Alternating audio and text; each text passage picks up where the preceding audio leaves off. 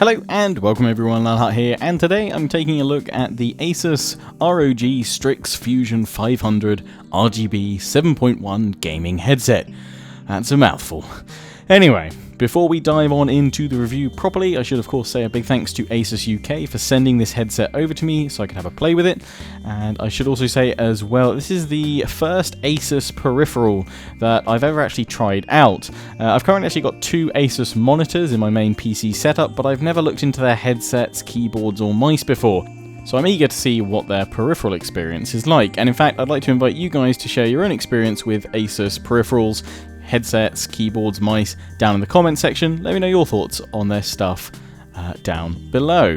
So let's crack on, and actually I want to talk about the box the headset comes in first of all. ASUS stays true to their brand from at least my experience of owning two monitors from them, in that right from the unboxing experience the whole product itself oozes premium quality, both in looks and design. And yes, I realise I'm talking about the product before I've even taken it out of the box, but presentation is an important aspect too, and ASUS have continued to build on their ROG and Strix branding. And this certainly looks and feels like a high-end headset, and it has the specs to back it up as well, which I'll talk about more in a moment.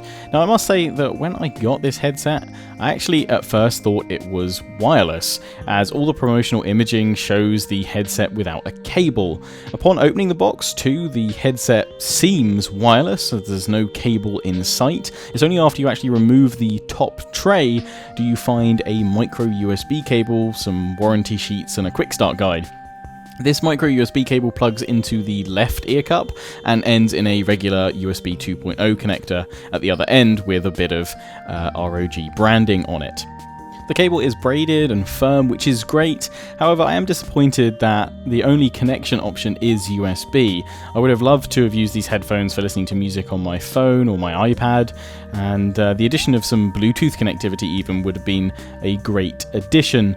Although I'm pretty sure we'll see this Fusion range of headsets from ASUS expand, and I'm sure we'll see a Fusion 700 model at some point in the future, which will likely be the wireless model of the range. Design-wise, the headset looks and feels great, plus actually it's worth mentioning you get an additional set of ear pads as well included in the box. You have the faux leather ones already attached to the headset for superior sound isolation, and you have an additional set of mesh ear pads which are more breathable. So top marks to ASUS for including these as an extra option in the box for you, which is great. The headband is a single band design with a mesh foam support and plastic covering over the metal expansion band for headset adjustment. Republic of Gamers branding is dotted around the headset, but it all blends in nicely with the design of the headset itself. The ear cups themselves are, I guess, a dark gold metallic colour. At first I wasn't actually sure if I liked them, but having used these for the past week or two, the colour's actually grown on me, and I do like the glossy and mirror finish to them. When you first get the headphones, there's actually a sticker over the left ear cup which details the touch controls available on the ear cup itself. Swiping up and down changes the volume level, and left to right skips tracks forwards and back, with a tap in the middle acting as a play and pause command. And of course, how could we forget the RGB features? Yes, there are two RGB zones on the back of each ear cup, controllable via software. I'm firmly in the camp of RGB on a headset is pointless, as you can't see them if you're wearing them, but I guess it does look nice if you put them on a stand or something like that, and you know, have the rest of your setup all RGB and all synced up and what have you. But anyway, let's talk about audio specs and features now. The Fusion 500 features a built-in hi-fi grade ESS 9018 digital to analog converter and a 9601 amplifier with 50mm ASUS Essence drivers. Now, if all those numbers meant nothing to you, then simply put, ASUS are attempting to step up the audio game for their gaming headsets above the competition by including powerful drivers and high-fidelity grade converters and amplifiers that you normally wouldn't find in a gaming headset. This should mean that what you're getting here isn't just a headset solely for gaming, but also one that offers a premium hi-fi experience for listening to music and watching films too. We'll talk more about how the headset actually sounds in a bit. I just wanted to also mention that the headset is of course virtual 7.1 surround sound, but in my testing it's actually one of the better implementations of virtual 7.1 surround that I've experienced, and this will likely be due to the collaboration ASUS had on the 7.1 virtual surround sound implementation with Bonkyovi Acoustics. I also read that apparently the virtual surround sound has apparently been tuned for PlayerUnknown's Battlegrounds, where having superior surround sound, even if virtual, could potentially make the difference between a belly full of chicken dinners or going hungry after being crept up on and taken out. However, if virtual surround sound isn't your cup of tea, then you can easily turn it off via the switch on the left ear cup. I tried out a few games of PUBG with the 7.1 surround sound enabled, and it certainly seemed to offer a decent surround sound experience. So I guess that's one less thing that I can blame on my inability to get a chicken dinner. Onto the microphone, which is unidirectional, and it's hidden and tucked away up in the left ear cup, which you can then pull down and use as and when you need it, and pop it back up away discreetly when you don't, and it makes a rather nice satisfying click when you do pop it back into place. As for how it sounds, here's a mic test. This is a test of the ASUS ROG Strix Fusion 500 RGB 7.1 virtual surround sound gaming headset. This is a test of the Fusion 500 microphone for my review. So that was the microphone test, and it's certainly at the higher end of headset microphones in my book.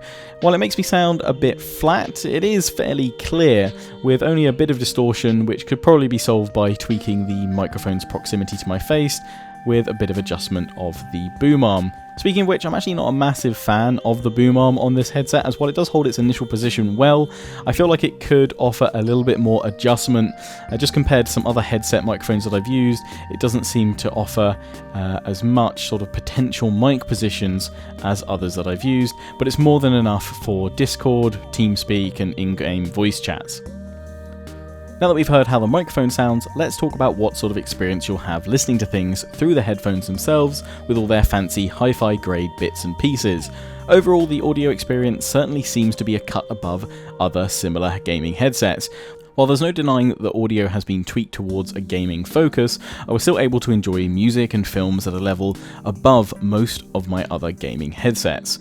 I still wouldn't swap them for my Audio-Technica headphones for regular music listening, but what ASUS is offering isn't bad. The bass is punchy and impactful, but not too overpowering, and I didn't experience any distortion while watching films, listening to music, or playing games.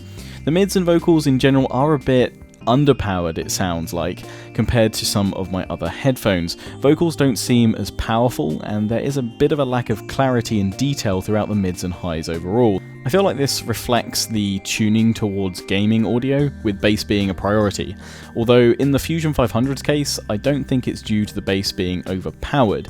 In fact, I feel that the mids and highs here are actually underpowered and could do with a bit of a tweak up to offer a more balanced soundscape.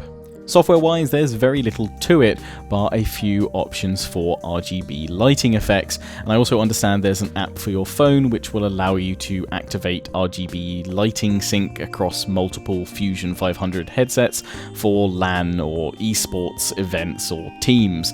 Obviously, as I only have one of these headsets, that wasn't something I was able to test, and I feel that the majority that pick up this headset will probably be in the same situation, so I doubt we're missing out on anything by me not being able to cover that feature. Finally, the price. Now, I actually wasn't surprised that this headset currently retails at £159.95 over on Overclockers UK. In fact, there's a link to it in the description if you want to check it out, or if you want to pick up a pair for yourself. From what I've seen of ASUS's products and my own experience with their monitors, they are often slightly higher priced than some of their competitors. Now, that may be down to you paying a little bit more for the ROG Strix branding, their look or design, but for me personally, pricing, it's all about the feature set and performance, and while I'm actually quite a fan of this headset, I do feel it's on the pricey side for what you get. Had this been wireless, then I would have been all over it. But for me, I'd prefer to see maybe £20 or £30 knocked off the price of this, taking it to, that £130, £120 price mark. That would have made it a truly great deal. That said, I do really like what ASUS is going for here. Moving the gaming headset market forward towards hi-fi quality audio means that we all benefit long-term from improving audio products for gamers. some tweaking to the mids and highs on the Fusion 500, and of course I'm always up for a better microphone if possible, plus perhaps a better software experience with more options, and I think ASUS are onto a winner. A few other connectivity options wouldn't have gone amiss either. Having just USB does limit the devices you can plug this into. It comes supported for PC, Mac and PlayStation 4, but I really would have loved the option to plug this into my phone or my iPad or other devices to listen to music and watch films from.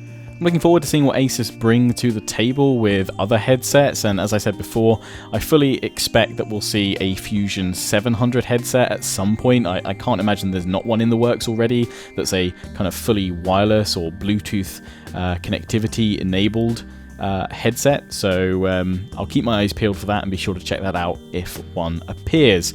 But for now, if you want to complete your ASUS ROG Strix peripheral collection, sync up all that RGB lighting, then the Fusion 500 offers a good experience if you don't mind the price.